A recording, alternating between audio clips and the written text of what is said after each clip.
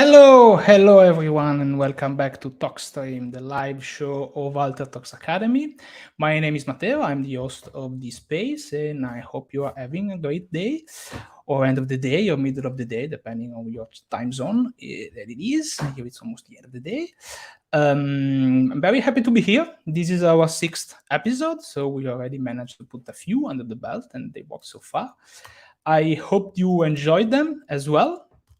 I hope you managed to catch a few before. If you did, well, you know already the drill. You know already what is going to happen. If you didn't, if the first time maybe you ended up on this channel, or it's the first time you actually heard of Alter Talks Academy, well, what's happening here is that we bring you the voice of expert on some topics, and we really like to talk about two main things. We really like to talk about science, and we have a big focus on how to replace the use of animals in toxicology. That's really our drive.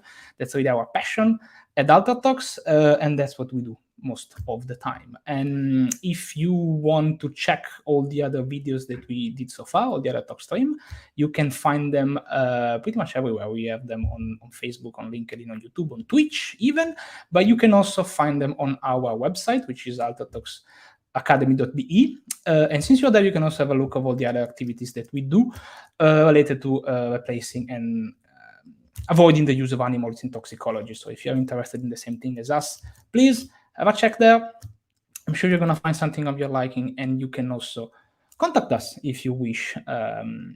So we bring you expert, and we talk about different things, as I said, science and alternative to animal testing. And actually today we're not going to talk actually of neither of the two, so I kind of lied you a little bit there.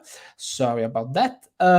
We indeed are going to have a conversation with a few experts on another topic which is very interesting and is tangential in a way to both science, alternative methods to animal testing, toxicology or not. But in general, we're going to talk about something that is important whenever you try to communicate something, which is, as you can imagine, something very, very useful and important for us. And today, indeed, we are going to talk about visual storytelling, which in a very simple way, probably too simple, is just the way in which we communicate using images and not necessarily text. And this actually is a decent representation of my drawing skills. So you can already see that I'm not going to be the one talking about or making examples today. But while I was preparing for this episode, I was trying to find some kind of examples to explain, okay, why it's really important to talk about this, why it's useful in our society to know a little bit how to use images to express some kind of concept. And I realized that, well, it's not that difficult. We are kind of surrounded all the time. Even when we are a child, at least my first experience with visual storytelling without even knowing it was probably the same one that you had, or a lot of you had, I hope, if you had a nice childhood, which was the use of Legos. Because if you think about it, if you take a manual of Legos and you just go through it, is a way to help you and teach you how to build something without the use of text. At least the one that I was using, and I still do sometimes, are without text. And what is amazing is that it doesn't really matter where you are and who you are and where you're coming from or which language you speak. You can be able to put together a bunch of blocks and end up with a Millennium Falcon if you have enough time.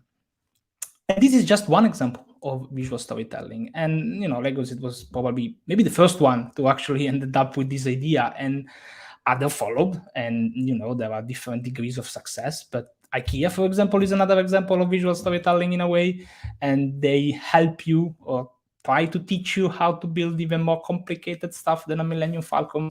Even though I have to say that I found a little bit clearer sometimes Legos than IKEA's instruction. But here we go. That's another example on how you can use images to convey an information in the most straightforward way possible. And there's no surprise that also in science at some point we also started to think, okay, maybe we should use images to convey information which by nature are very, very, very complicated. So we saw in different journals, in different scientific journals, that now it's common to ask for what is called a graphical abstract, for example, or an infographics, which is simply a fancy word to say, okay, just tell me what the hell are you trying to explain me, but with an image. Because if I have to read always your abstract or 500 words, I don't understand anything, and then I have to read 5 times. And the research on that is quite clear as well, in the sense that articles that have graphical abstract are much more easily accepted, they are much more easily cited, and in general, it's easier for this type of publication to circle around and to reach a broader audience, and they have a bigger impact. And another example of visual storytelling is the fact that this overly drawn explanation could be also summarized just by this simple picture, which basically gives all the information that I just gave you with only 3 words. And anyway, visual storytelling can also be important in other aspects. Every time we try to communicate something, every time we engage in a conversation with someone, having some sort of image to rely on can help a lot in conveying information. And these can be examples on conferences, lab meetings, hybrid meetings, virtual events. All the time that you are trying to talk with someone and explain them something, the use of visual can help to make your message across. And for all these reasons, today we are going to try to have a closer look to what it means using visual storytelling, how can you use visual storytelling, and which are the maybe do's and don'ts in some of the situations where visuals can be useful.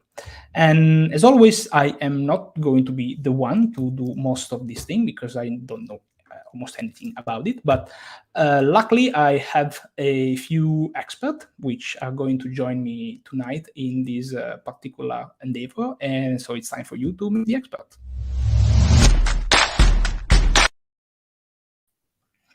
Hello Sven, I always feel that this jingle is too short. I think we're going to try to make it. It is too short, right? Yeah. Sorry. Maybe you can have the next session about auditive storytelling. Exactly. Or maybe I'm going to just run it in loop. I don't know. Let's see. How are you today? I'm good. It's, for me, the end of a long day. For you, I suppose it's the same. But I'm very happy to be here and that you allow me to talk about one of my passions.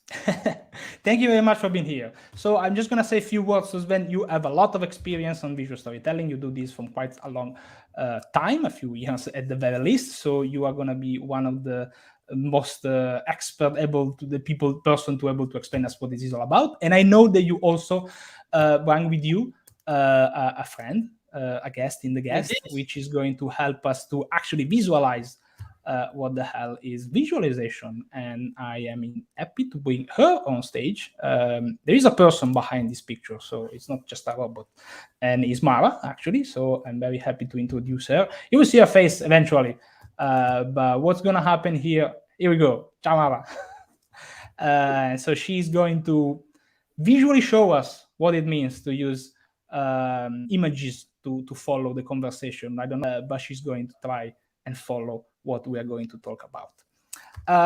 So great. I had a very simple explanation of what visualization is, what you do, but maybe you want to go a little bit more in details and tell me what you do at Visuality, which I think I forgot to say is the company for where you work as a partner, and Mara. Exactly. Well. Yeah, exactly. I'm one of the partners of a small company called Visuality in Brussels. We are currently 9 people, and what we do, we try to make complex things more understandable. That's kind of our ambition, and we do that by using visuals, and you explained it very well. When you use visuals, the uptake is better. People are more likely to see or to read what you are producing, and also the retention is much better. People remember much longer what actually you were saying. So we really believe that using images in all kind of forms, right? It can be still images, can be moving images, really helps us to get a clear understanding of the complex world that surrounds us, and that is getting more and more complex. So one might say maybe we also need more and more visuals to kind of find our way and really try and grasp what is going on very quickly, right? Because we don't have time to read thousands and thousands and thousands of pages of text, but a visual can help us to immediately identify, is this something that is relevant for us or not? And so at Visuality, we do this in a number of ways. You already referenced to infographics. which is indeed a fancy word for explaining a process or a concept or a product in a visual way, using not only images, but also text. I have nothing against text, by the way. Just to have that clear and out of the way. I love text. People always say that I speak too much. So that's the proof of that. But the combination of these images with text, that really makes it powerful. So you mentioned infographics. That is a still image. It can also be a manual that explains how you go from situation A to situation B. And like you mentioned, the IKEA manual is a good example of that. And when it gets more complex than IKEA furniture, then we can help. Okay, that's a good baseline. And you can also see very quickly, I don't know if you've ever used other companies and IKEA to put your stuff together. There is a big difference in how it's a nightmare. The manual. Sometimes it's really like, what do they mean? What do I have to do? So it's really important to really put this efforts into the thinking. And when we go to the more animated, let's say the moving images, you have explainer videos, which you might know already. From the science field, you have the RSA movies that are quite famous online, where you see a hand drawing, also a very useful tool. And what Mara is doing, which is graphic recording, where she's taking notes in real time. So we haven't planned this. She knows more or less what the topic will be about, obviously, but she doesn't know what I'm going to say. So that's the whole visual part, like the really studio work that we do. And then we also have the whole human side of it, where we use visuals to help people discuss what is going on. So it can be a conversation about a strategy or a new science project that is unclear with multi-stakeholders involved. And we can kind of map out on the spot what is going on and maybe what needs to be done in order to achieve the desired results. I think in short, that's kind of the visual part of what we do at Visuality. And I can see also, I think I can see from your background that is not, you can also have like unconventional way to use it, because these are just boxes, right? These are just boxes, yeah, they're cardboard boxes. And we went to a conference, actually, like many of you scientists do, and we were sick of the boring poster. And we said, okay, what else can we do to kind of, in a visual way, show what we are doing? And so this was the result of the work of a colleague. Yeah, I have to say, I mean, I would like to see an event like this one, how to write from boxes. But that's very cool. And okay, let's. That's the first question that I always ask everybody is, how did you ended up doing this? Because I sneaked your LinkedIn profile. I know you have an historian degree. Yeah. So it seems a big jump from one to another. So I studied history, and I have absolutely no talent for drawing or art whatsoever, at all. In 2011, I was giving a training course, and as a trainer, you write a lot on flip charts, all the important information. And after a session, a participant came to me and said, "Sven, my God, you make the ugliest flip charts in the world. Like, whether you write something down or not, it doesn't really bring any added value." Which is a talent on his own. Yeah. And this was after a workshop after how to give feedback. So maybe I didn't do that workshop on feedback well either. Anyhow, she said, "Don't worry, if you promise to work on your flip charts, I will give you a short introduction, a short workshop on how to kind of do it." And that's how it all started. And then I worked my way up, as they say, by watching tutorials on YouTube, buying books. And I also went to a workshop with Visuality. Okay. Where I didn't meet Maya, I already met her, but it was the first time I had like a proper course on how to do this. All the rest was just figuring it out by myself as a hobby, which was fun. Okay, yeah, cool. I understand. So it's like you had to learn, otherwise you were doomed. Yeah, and it's a skill. It's not a talent. I mean, if you want to be Picasso, maybe you need a talent, but to make clear and understandable images and visuals, it's a skill. It's something you can learn, like writing. No, I agree. I definitely agree. No. And so I think you applied already a little bit to this question, I would say. But just to make it a little bit clear, because, okay, visualization is important. It's important to be clear. It's important to find a way to do it. But why that? Why visualization? I mean, if you had to find one reason to say, okay, this is the very hard, the most important added value of using visualization and not something else, whatever. Well, I mentioned a number of reasons before. Maybe one that I didn't mention that is kind of dear to me. Words, they're often vague. You can have an interpretation of them. You might understand something and I might understand something completely different. Maybe you ever left a meeting in your life already where you thought, I really got what we need to do. And after a week or a day, you realize that your colleague who was in the meeting understood something completely different. So it really helps us to align and see, is this actually what we mean? Yes or no? And so this is for me one of the big added values, that we can actually show what we mean. And thus take away part of all this vagueness that words sometimes have. And this next to all the reasons, like it has a bigger retention, people are more likely to read it, it's more appealing, it's quicker. So on top of that, this capacity to align around something that is clear and understandable, I think that's something amazing that visuals can do, that words can't, or often can't. Yeah, no, I agree. I mean, I really think that visuals and images are like another level of communication, which, as you said, indeed, you can go and bypass a whole series of obstacles that you have when you try to talk. And it's not just maybe one thing, Matteo. It's also not always the right thing to do, right? Yeah. Every way of communication has its place. And it's important to think about it. Where does an image bring an added value, or where does a word or where does a text bring an added value? So have that in mind when you are trying to work something out. Yeah, no, that's good advice. And I always forget to say this. I always remember now that I see the picture, the comment. You can, of course, use the chat. Please use the chat. You can use it to say just how you feel, your mood, or if you have questions for Sven or for Mara, or not for me because I don't know the answer most of the time, but for someone else. And we do have someone that just want to say hello. And for example, Chiara is very happy that you are here, and we're going to learn something from you, hopefully. I think we learned already quite a lot so far. So thank you for that.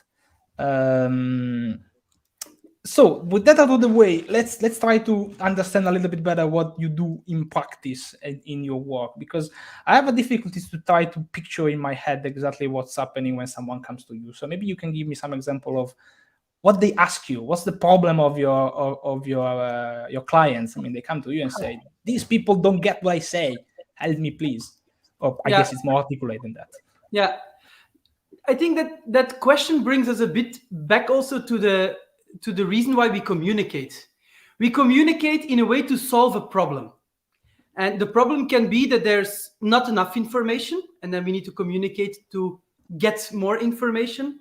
That's not really why we are asked very often. It might be that there's wrong information and that information needs to be corrected. That's something that we get, like, how do we create a counter narrative, for example, to wrong information that is happening in the world, and make it in a way that it is clear and quick to understand for people. So that's something that we get a request for. But very often it is, we have way too much information and we have an audience that doesn't have the time that we have. So how can we communicate this in a clear and understandable way for our target audience, who is often not equally expert as we are?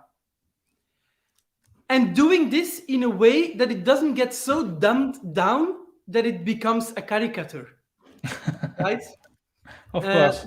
Which is something that you sometimes see in politics, where very complex things are simplified so much that it almost becomes a joke, or like, this is not realistic anymore. Mm-hmm. And obviously that's not what we want to achieve. We want to transmit the complex things, but we want to explain it in a way that our target audience understands it. And so that's often the question that we get. Help us to bring this message to our audience. And then the first question usually is, do you actually know who your audience is? And there the problems start. Yes. No, I mean, okay, makes sense. People come to you and say, okay, I really want to make this message across. because they care about the message. So that's the most important thing. And how do they approach with what you say? Because you propose something, and I don't know how they like open to this kind of possibilities. I'm assuming that if they come to you already have some sort of interest in that sense, but maybe you are going to start to say, let's use the boxes. Like, what? Yeah, like you say, the people who come to us, they already have some kind of conviction that it might help. But you see that the use of visuals is increasing everywhere. If you open a newspaper, and maybe you have some lying around, I don't, but from the 1950s or the 1960s, the chance that you found a visual in there, not very big. I mean, you had some pictures, but a graph doesn't really happen. So you see this moving to a more visual society. And so I think a lot of people are open to it. I think a lot of people don't know about it yet. Okay. We are stuck in our ways, in the way we do things. And so it's still a discovery for many people, I think. And when they discover, they're usually excited about it. At least in my experience. Maybe the ones that are not enthusiastic, they don't come back, so I don't know about it. Okay, but are they... it is easy for you to convince them to use one specific tool or in respect to another, or maybe you see a little bit of resistance sometimes? Yes, I see what you mean. I think that has also to do with how we approach making these visuals. Because you could go with your visual or with your text and go to a design agency, a normal design agency, and say, look, make me a nice visual of that. And they will come with a nice visual that is probably appealing and sometimes also interesting and relevant. We always try, we don't always try, we always have a joint meeting with the client where we have a facilitator present, we have a designer present, and the stakeholders of the client. And with them, we walk through the whole process of who's your target audience, what's the aim of the story, what do you want to achieve, what are the main points that you want to transmit, what are the structure and the links, which information is more important than other. And together with them in this co-creation session, we actually create a first draft or a first try of how this visual could look like. Very rudimentary. There's usually not a lot of images inside, but we end up with an information structure. And actually, that's the basis of it. This information structure, that's actually what I believe is the product we are selling, or the importance of the product we're selling. It's not the nice picture. That comes after. It's the ability to create a structure, a narrative in a visual that helps people to understand. And then once that's done, we do this together, so we're aligned. Then, of course, there are some discussions on some choices that we make, and then maybe we need to move this around. But all of this is always in dialogue with the company or the organization or the people we're working in. So there's not a lot of resistance because we do this together. Okay. And so that helps the process. And sometimes, of course, it happens that there's a challenge that we could not achieve. A while ago, Mara had to do something for African tribes. And so it had to be really visual. You could not use any words. And also the visual metaphors were very difficult. And we realized we weren't enough in the context to actually deliver these visuals that would be understandable for the target group. So we shifted the project to somebody else because we just didn't have this visual context in which we could work and in which we could deliver a quality result. Okay, no, I understand. So for you, it's really it's a process. It's not just okay. You have your message, you just making it nice. It's really like the visual. The visual is like going to the printer almost, yes. like I'm exaggerating, obviously, because the visuals do contribute, but we're not artists. The value is in making the storyline in an understandable way and then using the visuals to make sure that in 1 or 2 seconds, you really understand what is going on here. What's the point? Yeah. No, I agree. So it's really it's a story. It's really building a story out of something, which Yeah. sounds amazing indeed. And Maybe one, maybe, maybe one yeah, more, very quickly. of course. Clients are often surprised that this whole first part of designing it actually takes a long time. And also, if we Okay. give a training about this, how to do visual storytelling, actually, this whole process of getting to the structure is more than half of the time.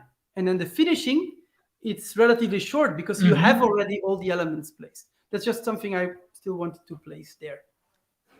There is actually a nice question on the topic since we are here, and how much from Melissa, and how much background of the topic, how much the clients when they want to speak about, and how much they need to know about the background Yes, before they can actually give proper input and everything. Or if you we have to study a lot. yeah.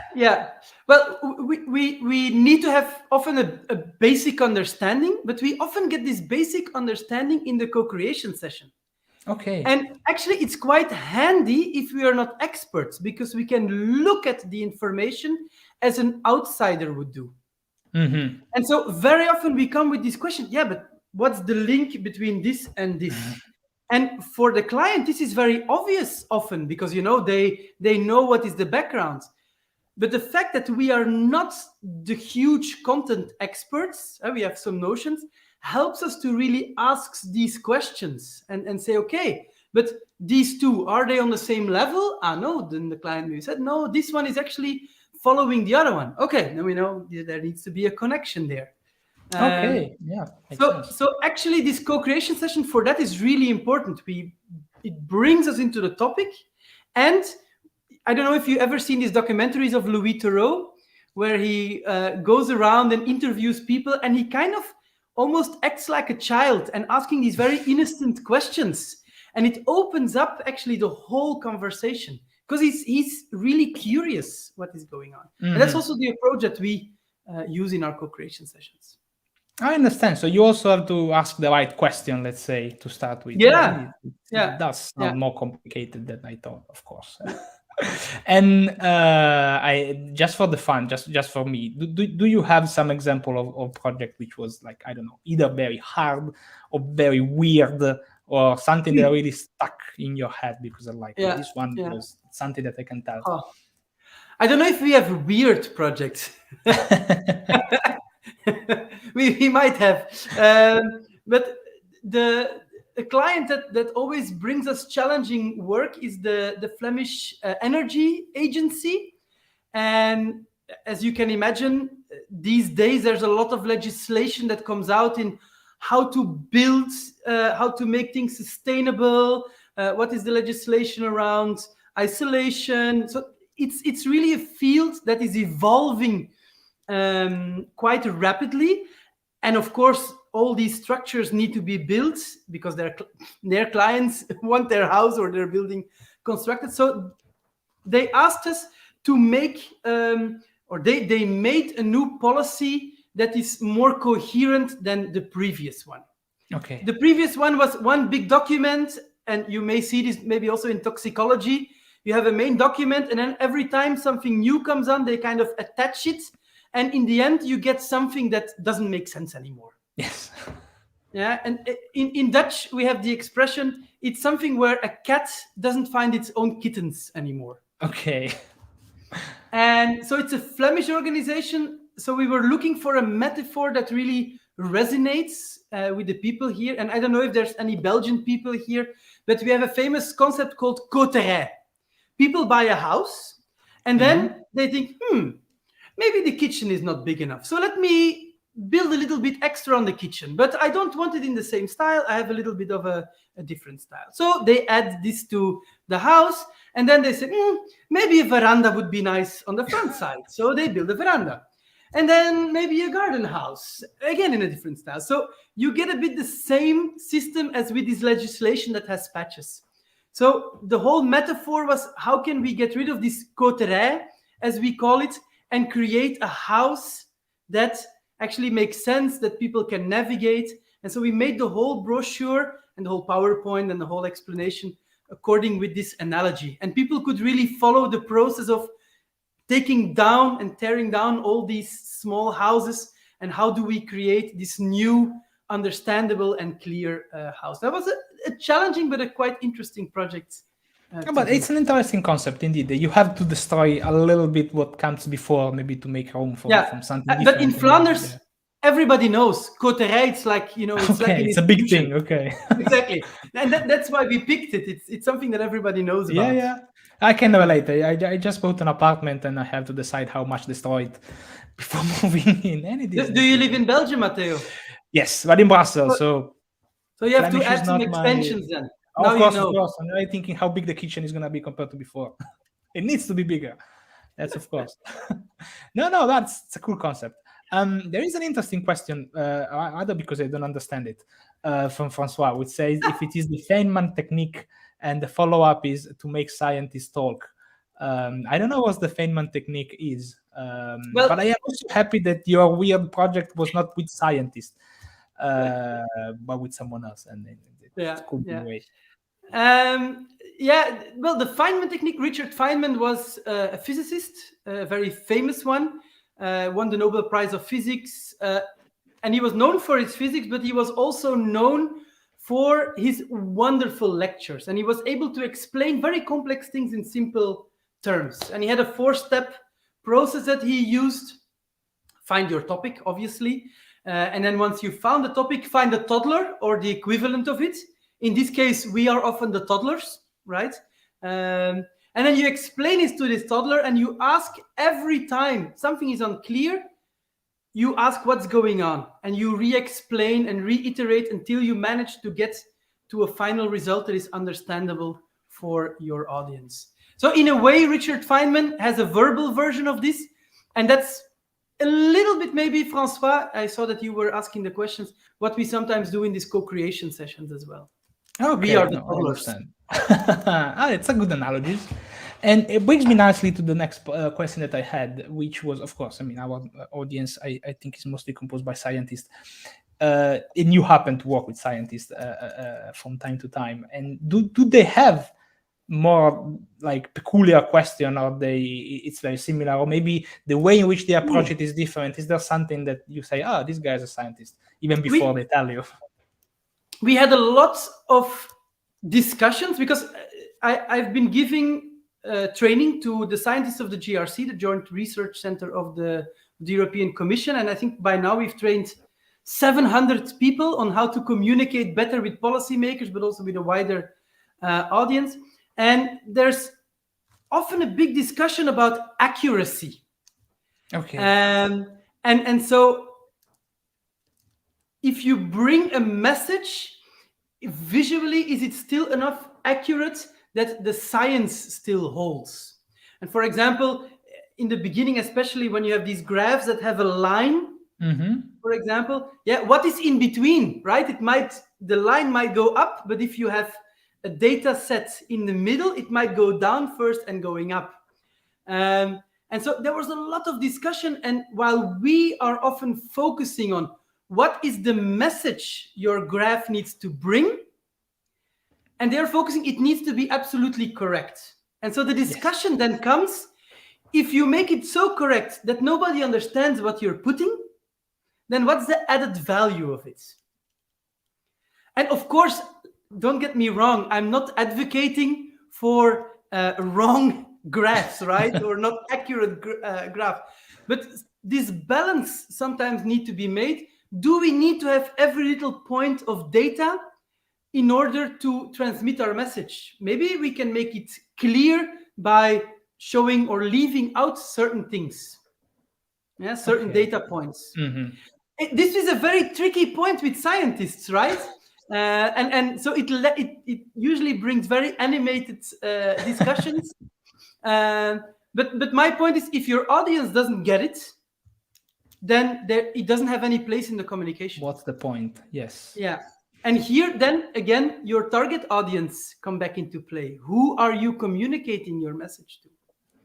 And will they get what you're actually saying? Yeah. No, I heard a few scientists from the background say, "What? I'm gonna put the wrong thing on a table. No, the graph it's holy, so we're not gonna check." No, I understand. I understand. So it's not a black and white issue. There is a middle ground that we can find and that then we look for as well with clients. and what information do we really need to bring to make it sufficiently accurate, that we don't make any mistakes, and what can we leave out that maybe is not helping the understanding of the audience. And that's it. It's a tricky discussion. No, I can imagine what's going to happen there. But then with them as well, I guess this process of co-creating something can help indeed to align and to find the right way. And well, there's a little bit of joke from Melissa to say, the difference between private and public defense as a PhD, which if you don't have a PhD, maybe you don't know, but the private, you have to be very specific, and they really are going to ask you, about page 52, you put the comma here. Are you really sure? Yeah. And then in the public one, it's just, that's very cool. No, definitely. If I'm not mistaken, at the KU Leuven in Belgium, there is also a quote on the public defense. So that also needs to be good and understandable. It's not only the scientific one. So, it is required to be somewhat understandable for the general public, I believe. Exactly. And so here it's really important to see what is my target audience. If I target scientists that are in the same research field that have a lot of knowledge, it's a no-brainer. However, in the GRC, we often work with policymakers or scientists who work for policymakers. These people, they're often not the biggest experts. They want to know what's the outcome here. What is the data set I need to look at? What's the most important points from your research? And there, what is understood is really important, or what they can understand from it.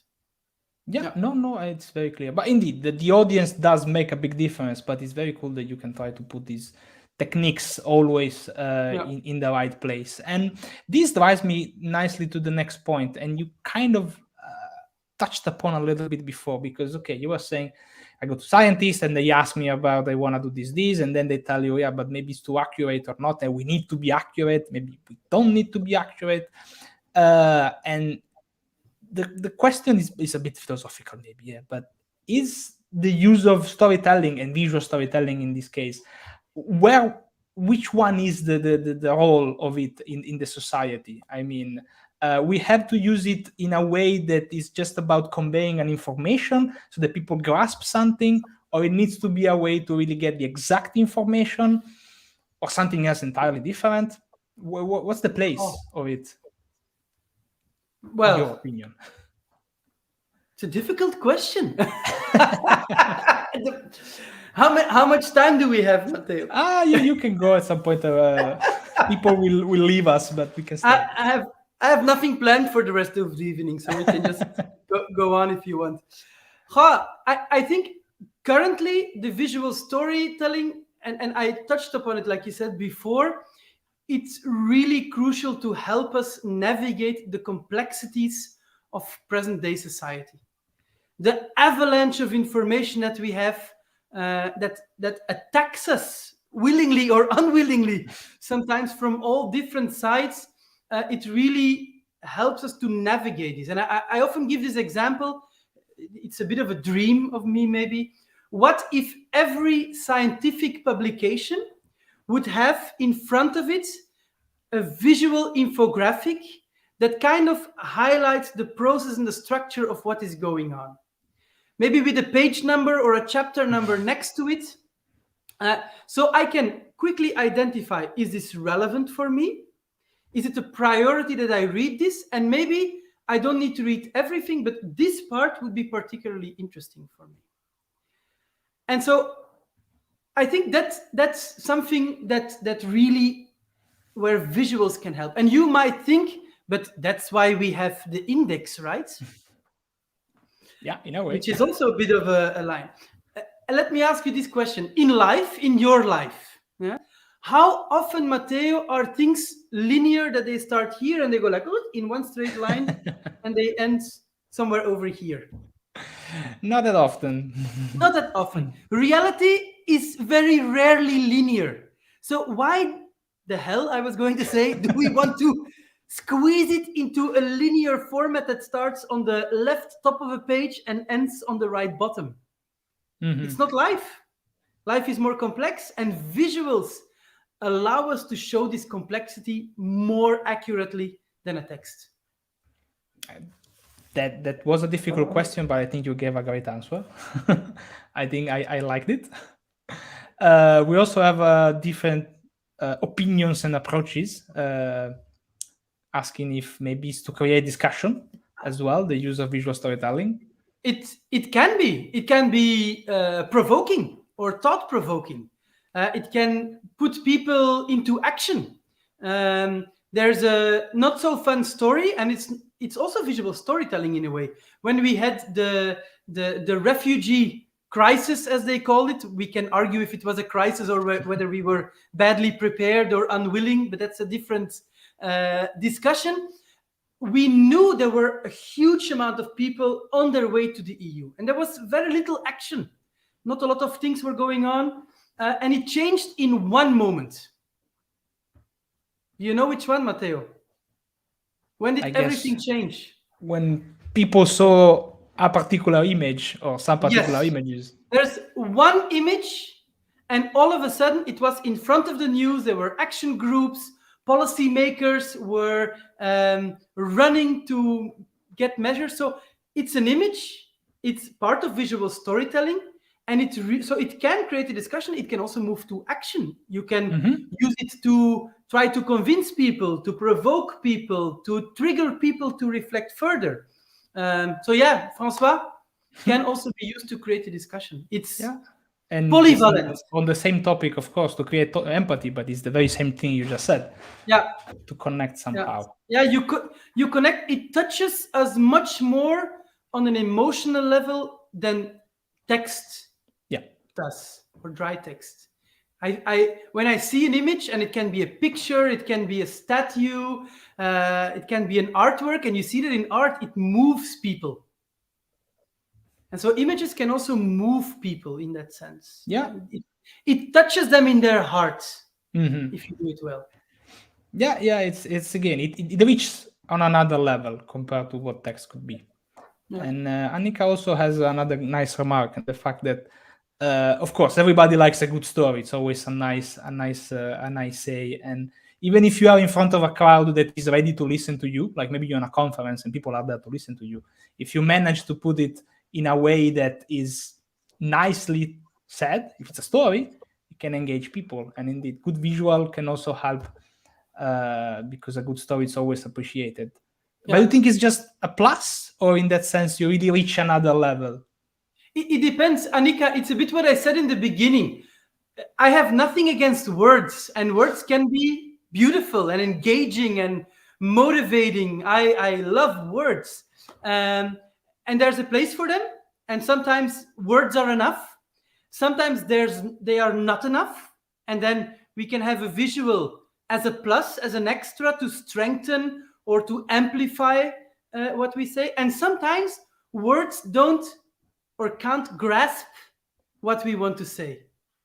Or we need too much time to explain it in words, while one image can say it all. And sometimes a picture can be just there, or a slide or whatever, and maybe there's no need to say anything about it. And I think that's also one of the beautiful things about visuals and visual storytelling. So it can be not an added value, it can be an added value, and it can be the right tool to communicate what you have to communicate. Depends on the context. So I agree with you. Yeah, no, that's totally I agree as well.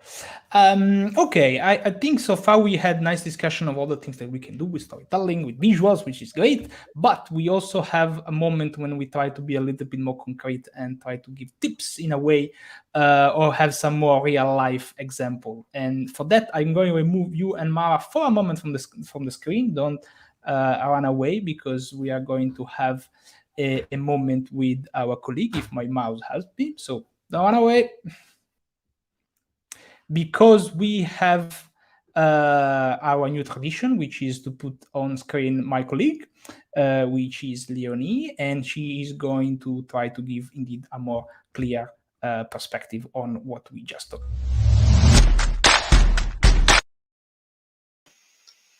Hi there. I'm happy to be back. Thanks, Matteo, for having me on TOXstream again. I'm really excited about the topic tonight. And I want to talk about something with you all, and especially want to hear from Sven about a challenge that we scientists face on a regular basis, and that is poster design. Excuse me for the little co-moderators I have. These are my two parrots, and they get a little bit vocal. They're excited about visuality as well. So excuse that. But now we want to focus on bringing in some examples of different posters that are compiled from some friends that will remain anonymous depending on Sven's verdict on their poster design. I've created a couple of posters in my past. And I've always been, it was a challenge for me because usually this happens under some time pressure. You want to create a poster that is comprehensive of everything, all of the great research you've done. You want to show as much as of the information as possible. You want to be as accurate as possible, but also you want people to not be intimidated by it. So you want them to actually find your poster nice and want to talk to you about it. So you want to have a balance. And so I'm very interested to hear what Sven has to say on some of the examples that I found. And first, we want to start with this one as an example. And I will admit, this is my very first scientific poster that I created. So Sven, please be kind. But I'm very interested to hear your thoughts about this poster. Leonie, what do you think about it? Well, looking back at it, I think there's so much text. It's just a wall of very small letters that you're running at. So it doesn't look very inviting. I have some graphs, but they're not very big. I don't have a graphical representation of what I did. And if I look at it from afar, I have no idea what the most important information on this poster is. Yeah, I agree with you, Leonie.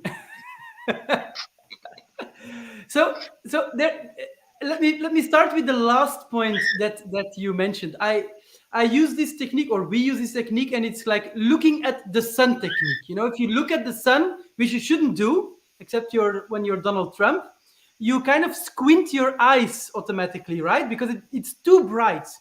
So when you design a poster like this one, you have to use the same approach. If you squint your eyes, certain things need to stand out and some things need to be blurred out. And obviously, the things that stand out are the most important things. Yeah, that can be the title, a conclusion, the navigation. And when I squint my eyes here, I indeed see the blue box, which is actually good because I know there's something there that is different, but I cannot read anything, right? Or nothing really stands out. So one tip would be here to really use different layers of information. And sometimes, and this is a very good trick, we use this model of glance, read, study. So the glance level is the one that you see when you squint your eyes, right? So the things that pop out.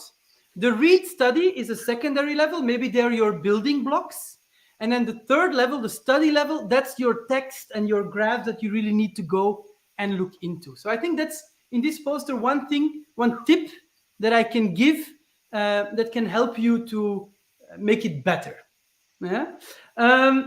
Maybe one more thing, and then we go to another poster. I don't know, unless you want the whole analysis.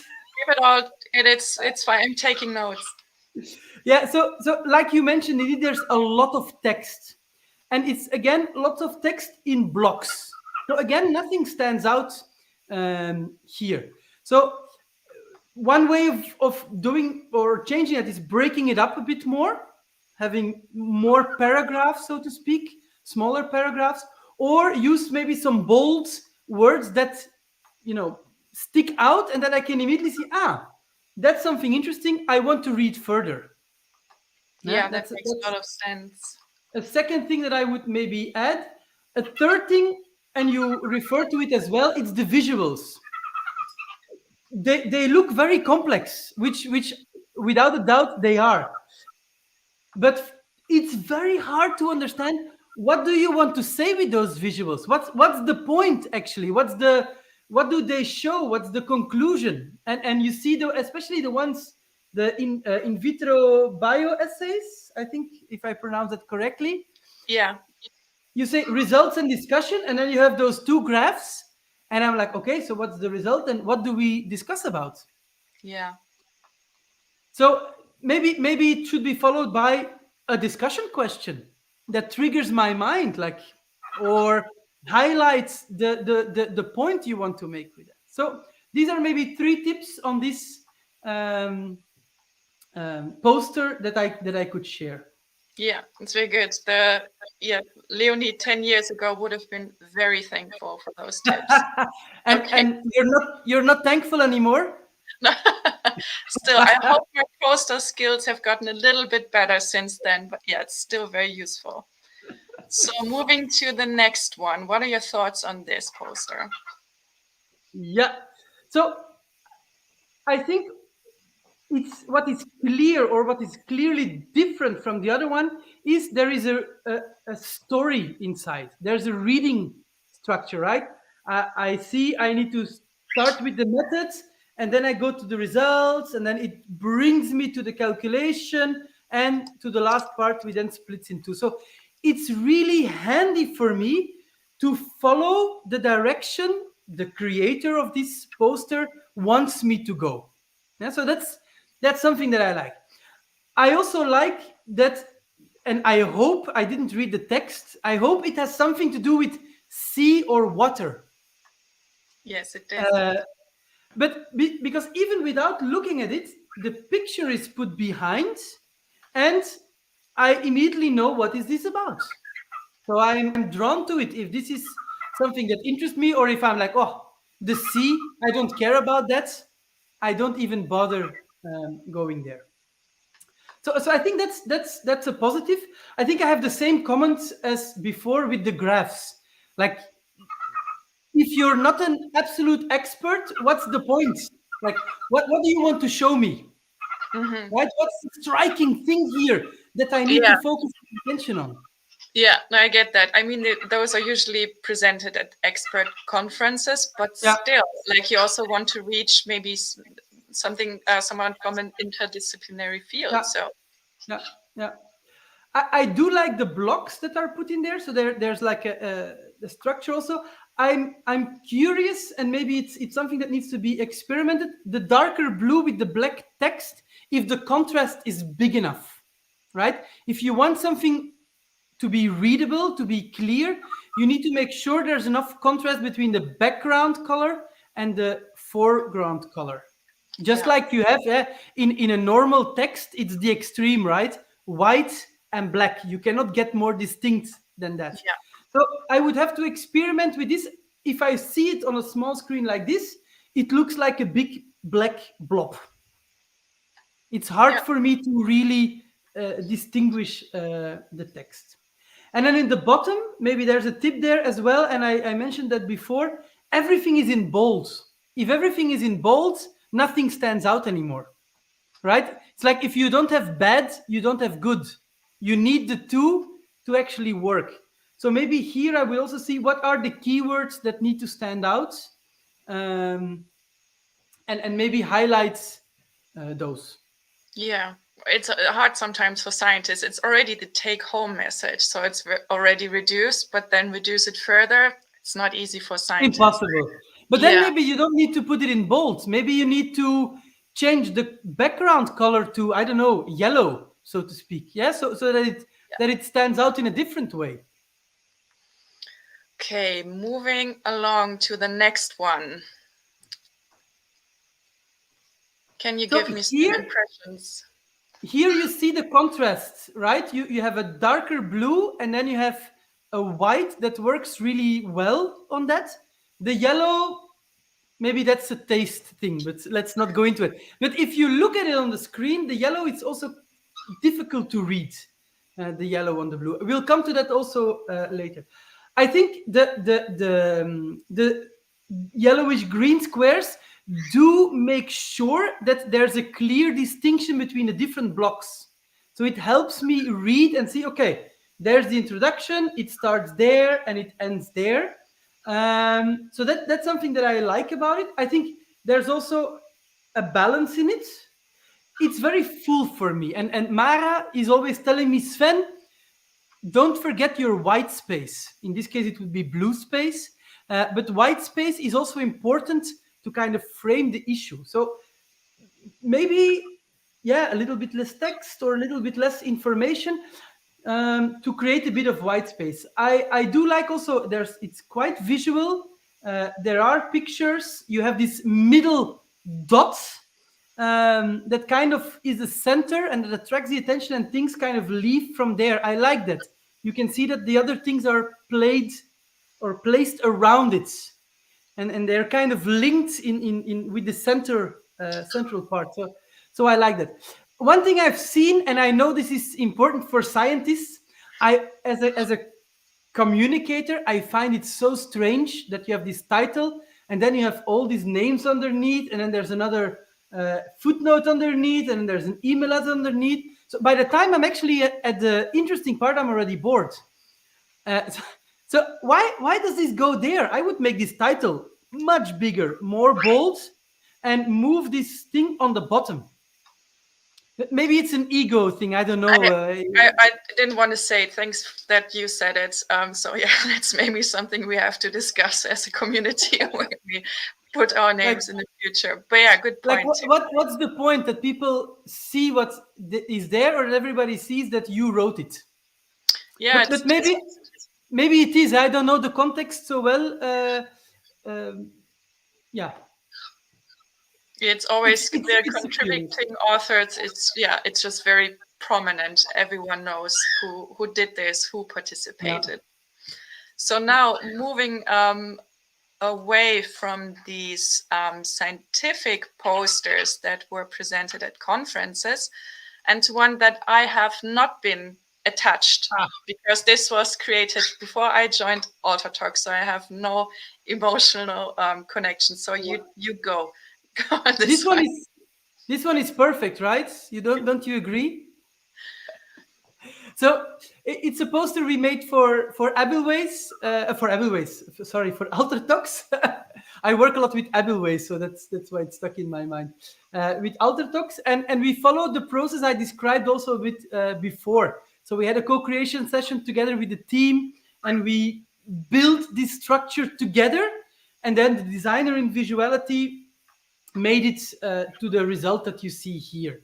And so what we tried to do is really create these 3 blocks of information. You have the darker green on the top, you have a lighter green in the middle, and you have very light green on the bottom. And those are actually our information blocks, 3 stages that we actually have in our rockets, so to speak. We try to make sure there's not too much information on it, and this is always a struggle with scientists because they want to have everything on the poster or on the PowerPoint or whatever it needs to be, and it's not always useful to put everything, right? If you think about your audience, more often than not, it's better to reduce the amount of information that you have and not put everything full. You see there's a clear hierarchy in the information that is there. So this glance, read, study, you see this here. When I squint my eyes, I see these rockets, I see AlterTalks, I have a bigger screen than you, by the way, and I see Scientist 2.0. That's kind of the main information I'm picking up, and then maybe also regulatory safe science ecosystem. So there is a hierarchy. If I need to critique my own or our own work, we have this make people better scientists and make scientists better people. That seems to me an important message. But because the better scientists and better people is in yellow, it's much less standing out. So there is something, this yellow on the green, in terms of legibility and standing out, I would say there is a point of improvement, I would say. There's always room for improvement. Yeah, exactly. And I think maybe something that I also want to show, there's quite a lot of connections going on. In this top part, it's a circular movement. We go from curious to creative to abbreviated science toolbox, and this leads to this science 2.0. So there's a small story in this first top part. In the second part, there's also a little storyline. We have the people that are better scientists, and then on the second level, we want to make scientists better people, and on the third level, we want to make sure that scientists' voices are heard. That's the UltraTox rocket that wants to leave and, discover new worlds. And we're trying to beam up people, right, that maybe are not yet on board of this rocket. And then on the bottom, you have all these different actors that actually you want to bring them to the rocket to take off and become this scientist 2.0, or at least be confronted with them. So we really tried here to build a storyline that comes from the bottom. Who are you talking about? You are beaming them up in the rockets. You do all kind of things with them. And then in the end, we have this better people, scientists in the lab, the UltraTox vision of the scientist 2.0. So I think this what I want to transmit, this storytelling. What's the storyline that you're building inside your graph? That's really crucial to take people on board with what you want to tell them, to guide them. It's kind of holding their hand and bringing them with you. Hey, come and see this. And from here, we go there. Just like you would have in a theme park, for example, where people are guided through the different structures and activities that are there. Or like a tour guide in a museum. Yeah. Your posters could be a tour guide in a museum or a guided tour. I mean, it's how I learned it, that the poster is just a way, like a help for you to tell your story. But then also you want, if you're not standing by your poster, you want the poster to be understandable on its own. Yes. And I just feel we as scientists in our field, we just lack the understanding and time sometimes. So it's really good just to have some hands-on tips from you. Can I say something about the timing? Yes, please. Because this is also a discussion we have in the GRC. We don't have time for this, right? Like, this is too much work. And I always reply with a question, and I also want to reply or ask this question to the audience and maybe to you. What do you think will make the biggest difference? 1 more week of research, or 1 week in trying to make sure that your research reaches the people it needs to reach and actually make a change and make that they read it? I believe that you can always do more research. If I give you another week, you'll use it. If I give you another month, you'll use it. It's never ending. So I really believe taking this time to create a message, to create a storyline that can be used in different contexts, visually, but also verbally, will have a huge impact on the impact of your research. No, and so spend the time on that. It's well spent time. No, I'm very passionate about science communication in very different forms, and visual communication is a huge part of that. And it is something that we at UltraTox, but also like me in my academic career, try to amplify, that we need to spend more time on this, because you can do the greatest research. If you're not able to communicate with the people that have to hear it, they don't understand, then it's lost somewhere in translation. So thank you so much. Yeah. Very short anecdote. I have a scientist friend who goes to a lot of conferences, and he doesn't have much time, like many of you. So what does he do if the conference lasts 3 days? In advance, he asks somebody to print his key messages on his T-shirt. And so he runs around every day with a different T-shirt with one of his key messages on. I can guarantee you, at the end of the conference, everybody knows what his key messages are. That's a great idea. It's a good way to meet new people at the conference. Exactly. Excellent. Thanks for sharing all of those tips, Sven.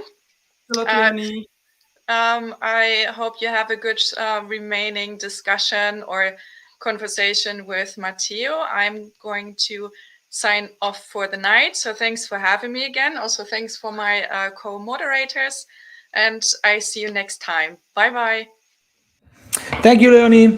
Thank you very much. And thank you, Sven. I mean, I think it's clear for me why you do need an expert in that now, because all the things that you said, yes, they sound complicated, but they all make sense. An expert, yes, but you can do many things yourself. Take some time, sit together with some colleagues, and you can do in a quite short time amazing things. I promise you. We'll try. And if it gets really complex, come to us. Yeah, exactly. We know who to call. So you all know who to call now. Great. No, cool. Very good tips. I just reminded you all that this will be recorded. We will be on YouTube, so you can look it back if you forgot something. My light seems always super strong after a while in the studio, but it doesn't really matter. So we are almost out of time. I always like to close on something that is a little bit different from the topic that we focus on. And I know that at Visuality, you just don't work for, you have a specific focus as well. Maybe not as narrow as us at Alter Talks on toxicology, but you focus a lot on sustainability as well. And the project that you choose are not at the moment, let's say that you have a focus. Maybe you want to explain it a little bit better than me in that sense. Yeah, so the philosophy behind the company is that we want to work on a better world. It sounds a bit cheesy, I admit it, but maybe the difference is we really try to put our money where, how do I say this? I put our money where our mouth is. Exactly. Or your mouth. Yeah, our money where our mouth is. Exactly, that's what I wanted to say. So we really try to live this sustainability, and this sustainability can be on a social level, it can be on an environmental level, but it's really dear to us, and we see so many people talking about it. And then when you look at the facts, then there's maybe little to show for it, and especially when it hurts a bit. So we try and do a lot of things around sustainability. We are in a sustainable building in Brussels. So we don't have heating here, which sometimes in summer means it's very hot, and in winter it means it's very cold. But that's part of the deal. We cycle or we use public transport to as many jobs as we can. And if we can't, we have 2 electric cars that bring us to where we need to go, which is quite an investment because, as you no doubt know, they're expensive, but it's important to us, right? To live our story and to actually do what we say. And then we also work with clients that we feel, or on projects that we feel makes the world a better place. This can be on the climate, on the level of the organization itself, but it can also be on a particular project. Imagine Alter Talks is doing a lot of animal testing. Let's just assume, and you say, look. We want to change and we want to, avoid it and find alternatives. Wouldn't that be a great idea? We might not agree with who you are currently, but we're really willing to help you to get where you want to go. And that sometimes also means saying no to clients, even though they bring good money. And I suppose scientists sometimes have similar problems, right? Like, I'm getting a good research grant from a company, but maybe do I agree with that on a sustainability level, socially, economically, environmentally, and each person or each company or each institution needs to make the decision for themselves. But we like the sustainability. We think it's important that companies, organizations do their part, and that we don't only wait for the government or for the multinationals to change. Change can also start from the bottom, which is what you do as well, no, Matteo, in Alter Talks? Yeah, that's what we try. Yes. But it's great, to meet the powers that be to change. Yes. No, but it's great to see people that, you really embrace it. Indeed, it's not just a slogan. It's not just a slogan. It's not English word. It's an Italian slogan, word. yeah. Okay. Yeah. You really embrace it. And actually, because we said it, I think this is your website, right? So that people can also come and check it. Go and take a look. You do amazing thing, indeed. We do. I mean, you saw everything now. I mean, you have no excuse anymore. Okay, thank you very much, Sven. I think we're gonna give a last look to what Mara prepared for us. Let me put it a little bit on screen alone so we can really check it all. It was amazing. The fact that you can indeed capture with a mixture of text and image an entire discussion that I think it was relatively complex at time, but everything is there. And I think is one of the best moment and way to close the live. So thank you very much. I'm going to just remove these so we are all together. Yeah. Thank you very much, Sven. Thank you very much, Mara. Maybe we can see you once more so we know that you exist. I don't know if people had the chance to see you. She's not willing. Exactly. She's hiding. Fine as well. No, okay. Thank you very much, Mara, for your time and your help. That was amazing. I want to have it somewhere on the studio, so don't cancel it, please. We can print it and put it somewhere. Thank you very much. That was all the time we had for tonight. I will remove you from the studio now, Sven and Mara, but thank you again. It was amazing. Thanks I hope a lot. everybody had fun and talk to you soon. So that was it. That's a wrap for this session of TOXstream. That was the 6th one. I hope you had fun. I hope you learned something. I certainly did. On how to use better visual on posters and whatnot. We are back in 2 weeks, I think the 8th of June, I believe. So just keep a look on our social to see what we're going to talk about next. Next week, we're going to have the new event. In the meanwhile, once again, you can check our website. There is all the information of what we do all the time. We have many more activities. AltaTalks is much bigger than TOXstream. This is just one thing of what we do. And in the meanwhile, well, thank you very much for watching and good night.